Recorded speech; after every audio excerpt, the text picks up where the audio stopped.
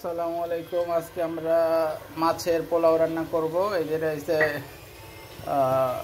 Coral মাছ, এই যে পেঁয়াজ দিয়ে নাড়াচাড়া দিতে আছে, টমেটো, মরিচ, আদা রসুন বাটা, আর হয়েছে এই যে হয়েছে বাসমতি চাল, আর হয়েছে সাথে হয়েছে মুগ ডাল। এটা দিয়ে মিশাইয়া মানে বগুড়ার ঐতিহ্যবাহী মাছের পোলাও রান্না করব। অনেক দিন ধরে মাছের বিরিয়ানি খাওয়ার জন্য এই করতেছিলাম। এই মাছের বিরিয়ানির ফাইনাল লুক, মানে মাশাআল্লাহ এত সুন্দর একটা ঘ্রাণ কইতাছে, মানে কি আর বলবো। মুগের ডাল দেওয়া আছে তো, এই জন্য আর কি একটু বাপে রাখছি যেন একটু সুন্দর মতো হয়।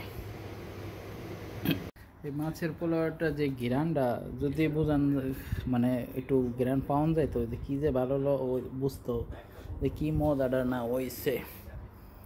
এটা হচ্ছে বগুড়া ঐতিহ্যবাহী মাছের পোলাও।